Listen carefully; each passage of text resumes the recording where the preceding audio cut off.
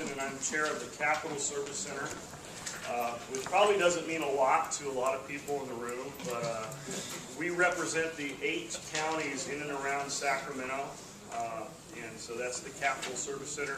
And then Delta Service Center is also here today, and we're here to walk across the street and lobby our legislators today.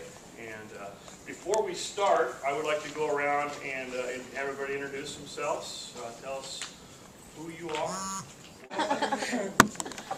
Hi, my name is Gavin Riley. I'm actually a retired teacher, but 18 years ago in my district, I was put on the negotiating team to deal with things like this. This is nothing new. We saw this when Pete Wilson was governor.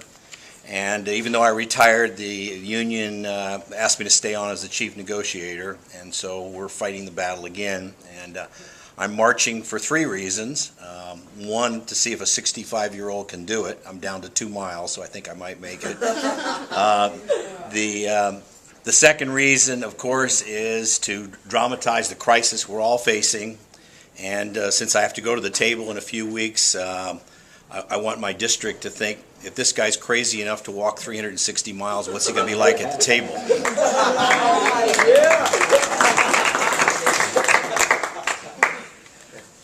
I'm Melissa Aragoni. I'm the field organizer for the March for California's Future, and I work out of Los Angeles for Maynard Consulting Services. This extends that to June 15th. Notice that that has no impact on administrators' evaluation time. They have the same amount of time to evaluate you. The only difference is that it gives teachers less time to look for a job. So it's purely a mean-spirited piece that's clearly just meant to hurt teachers. There's no other reason for moving that date. Let me talk about the intent of the whole bill, because talking about their reason. I think there is a general feeling that in low-income communities of color, black and brown kids have ineffective teachers. That's the philosophical piece. The data-driven piece has been thrown out there in terms of the years of experience of teachers in low-income communities of color, as well as the number of teachers qualified to teach what they're teaching. That's where they're coming from, and we're going to get hit over the head with that from Romero and other folks, the governor. It's going to be a discussion about race. It's going to be a discussion about kids in poor communities. And the lawsuit, in Los Angeles by the ACLU. So the bottom line is that CTA absolutely agrees every classroom, including communities of color and low-income communities, deserve a quality teacher in their classroom. But this does not do that. That's not what this bill does. This bill strictly takes away workers' rights. This bill will actually I'll talk further about that, but will bring down the quality of education we're able to provide to students. But let me go through some of the other details here. Another bullet here. Eliminate the pink slip process, and not only that, eliminate a process by which a pink slip teacher would have a hearing. So to lay people off essentially based on evaluations. I know that you know that we have a huge problem in the state with age discrimination in terms of a principal coming in, especially a young principal, coming into a veteran teacher's classroom. There's a kind of a stereotype that veteran teachers aren't flexible enough to keep up with the latest education fads, that kind of piece.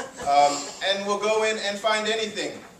The standards were posted on the wrong wall. They should be on this, boom, I'm writing that up. Anything to document a bunch of negative evaluations to pressure someone to retire. This will make that super easy, and that's an important story to tell. One story that I have, when I spent the bulk of my teaching career at IDU Intermediate School in San Jose. I'm telling you a story because I want you to tell a similar story when you discuss this bill. The most veteran teacher on staff was named Mrs. Crouch. Names are good when you tell the story. Mrs. Crouch ran the theater troupe. She ran the theater troupe, number 1, because she had the years of experience to bring in sponsors from the local businesses. Number 2, she had the connections to bring in parent volunteers who had a lot of faith in her program.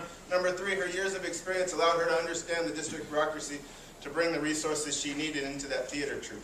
If you give districts the ability to lay off Mrs. Crouch without a hearing, the damage that you do is far more than just the students there that crave her energy. It's going to go beyond that. It's going to say now businesses will not want to invest in the theater program. Maybe they don't have faith in it anymore because they don't know who's running the thing.